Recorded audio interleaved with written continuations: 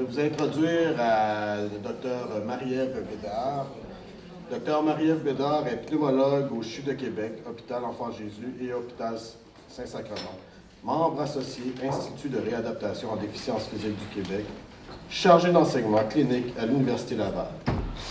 Après avoir complété sa résidence en médecine interne puis en pneumologie adulte à l'Université Laval, de même qu'une formation complémentaire en échographie endobronchique à l'Institut universitaire de cardiologie de pneumologie de Québec, Dr Bédard a réalisé une formation complémentaire spécialisée en neurorespiratoire au Centre de réadaptation de l'Hôpital d'Ottawa au sein du programme Canadian Alternative in Non-Invasive Ventilation auprès de Dr Douglas McKim et son équipe, reconnus internationalement pour leur expertise en ce domaine. Elle se spécialise dans la prise en charge respiratoire des patients avec maladies neuromusculaires et lésions médulaires, incluant la prévention et la prise en charge des complications respiratoires, l'assistance à la toux et la ventilation non invasive conventionnelle et par pièce buccale. Bonjour à tous. Donc, c'est un plaisir pour moi de venir vous présenter sur la prise en charge respiratoire des patients avec maladies neuromusculaires. Donc, les objectifs de ma présentation vont être de décrire la physiopathologie qui mène aux complications respiratoires chez cette clientèle-là, que vous puissiez bien connaître les signes et symptômes à rechercher, que vous reconnaissiez l'importance de l'évaluation respiratoire et connaître les bases de la prise en charge, dont le recrutement de volume pulmonaire, la toux assistée manuellement et mécaniquement. Je vais aborder brièvement la ventilation non invasive. Donc, les maladies neuromusculaires, comme vous le savez, c'est différentes maladies qui sont caractérisées par une faiblesse musculaire progressive. L'atteinte des muscles respiratoires va être fréquente dans ces diverses pathologies. Évidemment, il y a des pathologies d'évolution variables. Donc, évidemment, le syndrome de Guillain-Barré ou la crise myasthénique va se présenter de façon très aiguë. Les scléroses latérales amyotrophiques vont avoir une évolution plutôt rapide, tandis que les autres dystrophies musculaires, les autres pathologies vont avoir des évolutions plus variables. Les complications respiratoires, il faut savoir que c'est la principale cause de morbidité et de mortalité chez ces patients-là, qui vont développer souvent des pneumonies, des atelectasies, c'est-à-dire des affaissements de portions de poumons, des insuffisances respiratoires aiguës et chroniques qui vont menacer leur vie. Donc, pour bien comprendre les atteintes respiratoires, il faut revoir la physiologie du système respiratoire, qu'on peut diviser en deux grandes parties. Donc, il y a les voies aériennes conductrices qui vont mener l'air riche en oxygène via les voies aériennes supérieures, la trachée, les bronches et toutes les divisions jusqu'aux millions d'alvéoles qui forment nos poumons. Donc, c'est au niveau des alvéoles que l'oxygène va diffuser dans les capillaires et que le CO2 produit par le métabolisme de nos cellules va être éliminé et expiré via les mêmes voies aériennes conductrices. Donc, ces mouvements d'air-là sont générés par la pompe musculaire ventilatoire. Donc, c'est vraiment les muscles respiratoires à l'inspiration qui, en se contractant, vont augmenter le volume de la cage thoracique, ce qui va créer une pression négative en intrathoracique et va amener l'entrée d'air au niveau des poumons. Dans une respiration normale, l'expiration va être passive, donc les muscles inspiratoires vont se relâcher, la cage thoracique va reprendre sa position et l'air va être expiré tout simplement. Donc, cette entrée et sortie d'air répétée des poumons, c'est ce qu'on appelle la ventilation, qui a comme rôle principal, évidemment, les échanges gazeux, soit l'oxygénation et l'élimination du CO2, qui sont deux processus vitaux, donc sans lesquels on ne peut pas survivre. Donc, la ventilation elle-même va prévenir l'atelectasie, donc on va permettre de gonfler les différentes parties des poumons pour s'assurer qu'ils demeurent bien fonctionnels. Et ça favorise la production du surfactant, qui est un liquide qui tapisse l'intérieur des alvéoles, puis qui prévient que les alvéoles se collabent lors de l'expiration. Donc, bref, pour que la ventilation fonctionne bien, ça prend des muscles respiratoires fonctionnels, ça prend des voies aériennes qui sont libres et perméables, et ça prend une surface d'échange saine. Donc, les muscles respiratoires, à l'inspiration, c'est le diaphragme qui va faire, pas la flèche, qui va faire à peu près 70% du travail. Donc, le diaphragme, c'est le gros muscle entre la cavité thoracique et l'abdomen qui, en se contractant, va s'abaisser, va élever la portion inférieure de la cage thoracique. Et il va être aidé des intercostaux externes. lorsque la respiration est plus active ou s'il y a une faiblesse de ces principaux muscles respiratoires, à ce moment-là, les muscles respiratoires accessoires vont être sollicités. Donc, les sternocléidomastoïdiens, les trapèzes, les scalènes vont contribuer à l'inspiration. Comme je disais, dans la respiration normale, l'expiration va être passive par le relâchement des muscles inspiratoires, mais quand on a une expiration plus active ou lors de la toux, quand on veut augmenter le débit expiratoire, à ce moment-là, les intercostaux internes vont être sollicités et les muscles abdominaux vont se contracter. Donc, bref, deux principaux muscles respiratoires, les muscles inspiratoires et expiratoires, qui s'occupent de la ventilation. Donc, les patients qui ont une faiblesse de ces muscles-là vont avoir un déficit de la mécanique ventilatoire et vont avoir ce qu'on appelle une insuffisance respiratoire hypercapnique. Donc, c'est surtout l'accumulation du CO2 qui va être problématique. Normalement, les patients ils ont des poumons sains et l'oxygénation va être adéquate, sauf lors de l'insuffisance respiratoire plus tardive. S'il y a une hypoxémie significative, donc un manque d'oxygène, il faut penser qu'il y a de l'encombrement au niveau endobronchique, qu'il peut y avoir de l'atelectasie, pneumonie, embolie pulmonaire ou autres problématiques. Donc, l'hypoventilation, le manque de ventilation va surtout se présenter la nuit, initialement, pour différentes raisons. Donc, quand on est couché, le diaphragme perd l'aide de la gravité pour faire son travail puis pour s'abaisser. En même temps, quand on est couché, le contenu abdominal remonte puis offre une résistance au travail du diaphragme. Donc, ça explique pourquoi les patients vont avoir plus de difficultés couchés puis pourquoi la nuit, la ventilation est moins bonne. Dans les stades de sommeil profond, le REM, où on rêve, pour éviter d'agir comme dans nos rêves puis de se battre ou de courir ou de crier, on est physiologiquement paralysé, sauf pour notre diaphragme. Donc, dans ces phases de sommeil-là, si notre diaphragme est affaibli, puis il a besoin des autres muscles inspiratoires pour faire le travail, bien évidemment, on va se retrouver avec l'hypoventilation. Dans le sommeil, il y a une diminution de la sensibilité des chémorécepteurs. Les patients peuvent faire un syndrome d'apnée du sommeil, entre autres obstructif. Donc, il peut y avoir des affaissements des voies aériennes supérieures et des blocages qui, le patient va essayer de faire rentrer l'air, mais il y a un blocage qui empêche le passage. Donc, c'est d'autres problématiques qui peuvent se surajouter. Au-delà des muscles respiratoires, inspiratoires et expiratoires, il ne faut pas négliger l'importance des muscles d'innervation bulbaire. Donc, les muscles faciaux, oropharyngés, laryngés, qui ont un rôle dans la phonation, le fait de parler, dans la déglutition, le fait de bien avaler et donc de protéger les voies aériennes. Donc, c'est un rôle extrêmement important. Et l'ensemble, on dirait que c'est pas voulu que ça change tout seul, je m'excuse, je vais revenir de temps en temps. Donc, les trois groupes doivent être fonctionnels pour le processus de la toux. Et c'est souvent le nerf de la guerre chez ces patients-là. Si on est capable d'aider leur toux adéquatement, on va être capable de bien gérer leur atteinte respiratoire. Donc, en fait, il y a 4 phases à la toux. Il y a la phase d'irritation où un stimuli va déclencher le réflexe de la toux. Par la suite, il y a la phase inspiratoire, où là, les muscles inspiratoires vont générer un volume pulmonaire qui va se rapprocher de la capacité pulmonaire totale. Après ça, il y a la phase de compression, où les muscles d'innervation bulbaire vont devoir fermer la glotte de façon étanche, alors que les muscles expiratoires commencent à se contracter puis à générer une pression positive intrathoracique.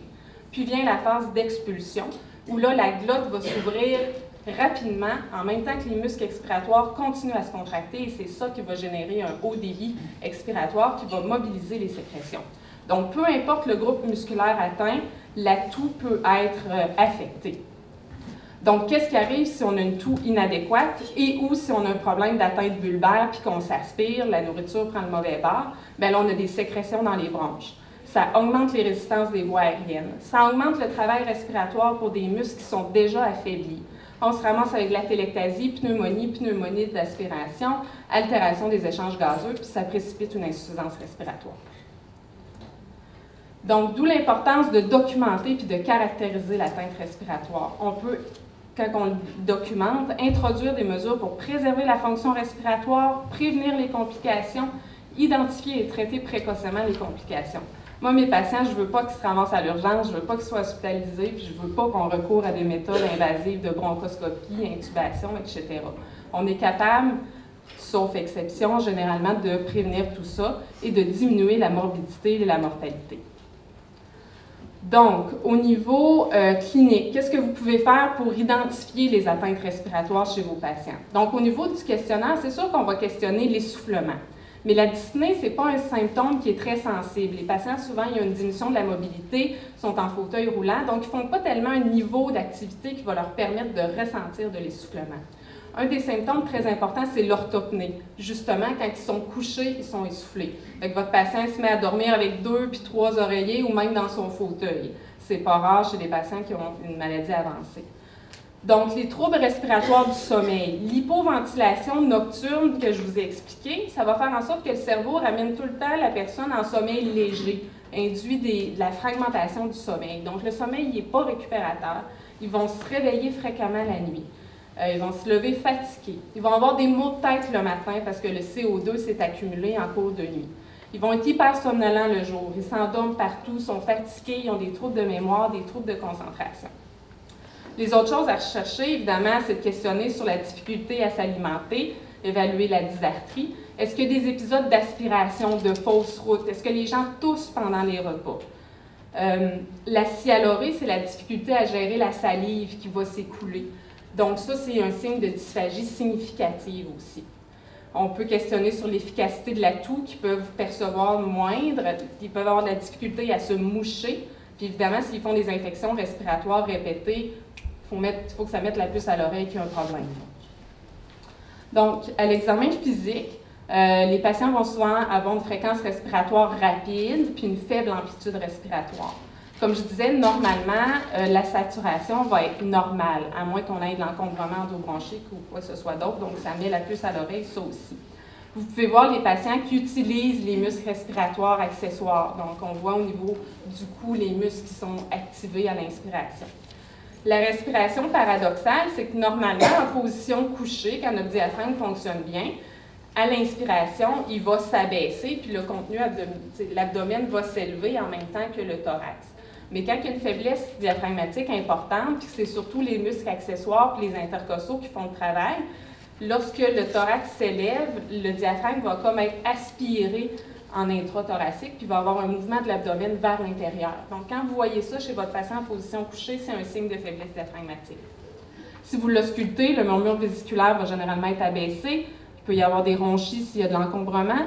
Vous pouvez demander au patient de tousser, puis vous pouvez le voir subjectivement si la toux est adéquate ou si elle est affectée. Puis quand vous l'écoutez parler, est-ce que la voix est faible? Est-ce qu'il est obligé de prendre une respiration à chaque 2-3 mots? Donc ça, c'est des signes aussi d'atteinte respiratoire. Donc on peut documenter objectivement. On peut mesurer ce qu'on appelle la pression inspiratoire maximale et la pression expiratoire maximale, qui reflètent l'effet combiné des muscles respiratoires. Donc, sur une pièce fermée, on demande de faire un effort inspiratoire et expiratoire maximal.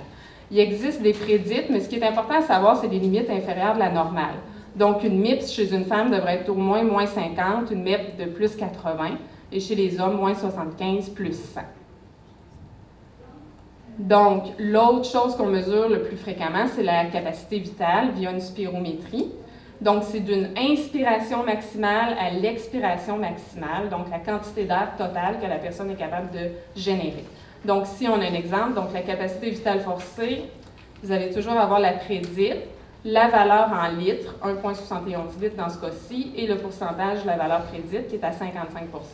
Donc, normalement, on devrait avoir 80% et plus de capacité vitale. Des fois, ça va être normal en position assise, mais on peut le mesurer couché. S'il y a une chute de 10 %, c'est une chute significative qui témoigne d'une faiblesse diaphragmatique. Et si vous aviez un seul test à faire, extrêmement simple, je vous dirais que c'est le débit à la toux, qu'on peut faire via le spiromètre, mais qu'on peut faire avec un débitmètre de pointe qu'on retrouve à n'importe quelle pharmacie et qui est utilisé dans le monitoring des asthmatiques. Donc, extrêmement simple. Okay, take a big breath in, put your mouth tight and cough.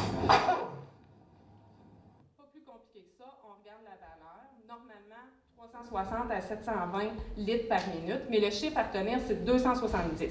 Si votre patient a un débit de toux à 270 litres par minute, il va être capable de sortir d'une infection puis d'éliminer ses sécrétions.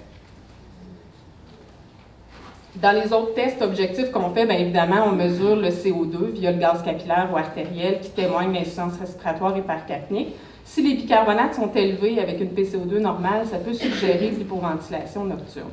On va souvent faire l'oxymétrie nocturne, donc la mesure de la saturation en oxygène en cours de nuit, qui peut démontrer des périodes d'hypoventilation et ou des désaturations répétées qui évoquent là, des épisodes d'apnée ou d'hypopnée obstructive. Donc, la base de la prise en charge, qu'est-ce qu'on fait maintenant quand on voit qu'il y a une atteinte? Donc, le recrutement de volume pulmonaire ou breath stacking en anglais, c'est la première chose. Donc, c'est l'utilisation d'un ballon de réanimation avec une valve unidirectionnelle pour augmenter le volume pulmonaire atteint à l'inspiration. Sur tout montage de recrutement de volume pulmonaire, on doit indiquer que ce n'est pas pour une réanimation. Parce que si quelqu'un se met à ventiler un patient avec une valve unidirectionnelle, puis qu'il n'y a pas d'expiration, il va y avoir une surtension, une surpression, puis un risque de pneumothorax. Donc, le principe, c'est extrêmement simple. Admettons que votre patient a une capacité vitale à 50 ou 75 de la valeur prédite. Donc, par lui-même, il ne se rend jamais à 100 de l'inflation qu'il devrait faire. Donc, il y a toujours des zones de poumons qui ne seront pas gonflées de façon adéquate, puis toutes les articulations costo-sternales, costo-vertébrales vont toujours avoir un mouvement limité, donc il y a de l'ankylose qui peut se développer.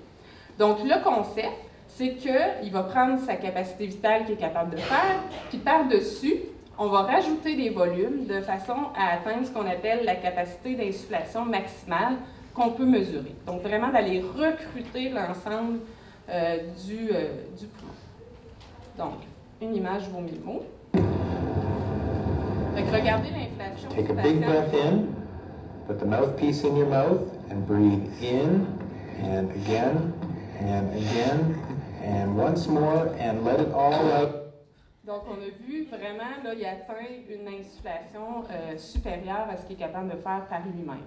Puis les patients, souvent, ils en ressentent un bénéfice. Enfin, ils sont capables de prendre une grande inspiration, l'équivalent d'un soupir que nous, on fait spontanément.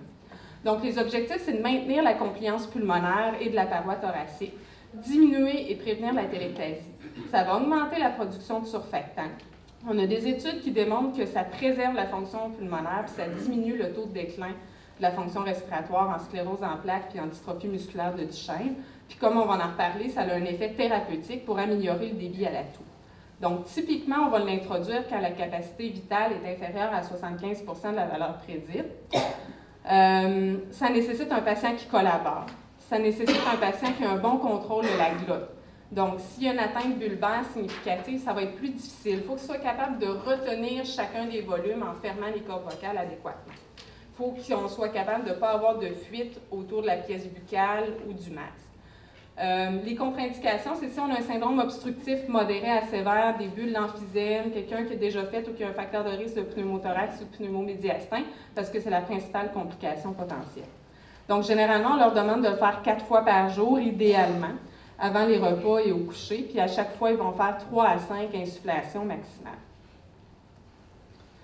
Donc, comme je vous disais, il y a un aspect thérapeutique aussi. Donc, pour ce qui est de l'assistance à la toux, c'est extrêmement important dans la prise en charge de ces patients-là.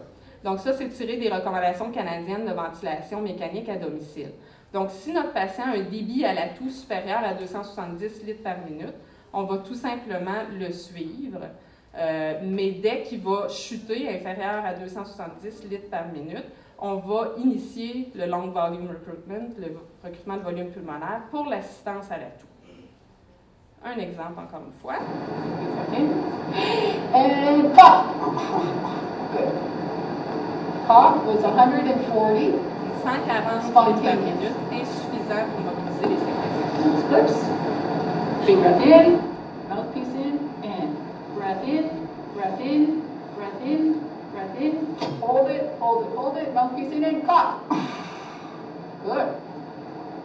340. Donc, 340 litres par minute, tout à fait adéquat pour mobiliser les sécrétions. Donc, si ça avait été inférieur à 270 litres par minute, au recrutement de volume pulmonaire, on peut ajouter la toux manuelle assistée. Donc, avec le ballon, on va mimer les muscles inspiratoires, et là, avec de l'aide manuelle à la toux, on va mimer les muscles expiratoires. Donc, on peut faire la poussée abdominale. Take a big breath in, the mouthpiece in, and breathe in, and again, and again, and... Et si on a une contre-indication, par exemple, la patiente vient d'avoir une intervention au niveau de l'abdomen, une gastrostomie, il y a une anévrisme de l'aorte, une patiente enceinte à la limite, on peut faire des poussées costales latérales. Take a big breath in, and again, and again, and one more, and... Et si le patient il a un bon contrôle de son tronc, des bonnes forces au niveau des muscles des bras, mais il peut faire une toux assistée. Big breath in. Good. Excusez, là j'ai vraiment un problème avec le minutage. C'est enregistré puis c'était pas supposé, donc on reprend. Big breath in. Good. And breath in. Breath in. One more. Breath in. And cough. Donc il se projette sur ses avant-bras pour mimer l'effet des muscles abdominaux. Donc, si c'est insuffisant, si le patient n'est pas capable de faire le recrutement de volume pulmonaire, entre autres s'il est vulvaire, la prochaine étape, c'est d'essayer ce qu'on appelle le cough assist. Parce que si on n'est pas capable de cette manière-là, de façon non invasive, d'assister la toux, bien, le patient va être à risque d'avoir une trachéotomie pour avoir un accès direct aux voies aériennes. Donc, le cough assist, c'est ce qu'on appelle un insufflateur-exsufflateur mécanique. En gros, c'est un aspirateur à poumon. Ça génère une pression positive, puis rapidement, il y a un changement en pression négative qui génère un haut débit et qui mime la toux. Donc, tout simplement, ça pousse l'air dans les poumons, puis pression négative pour aspirer l'air et les sécrétions idéalement. Donc, généralement, on l'utilise en mode automatique, mais ça, c'est un vieux modèle en mode manuel où c'est l'inhalothérapeute qui fait les phases positives et négatives. Donc, la phase inspiratoire, phase expiratoire, on recommence.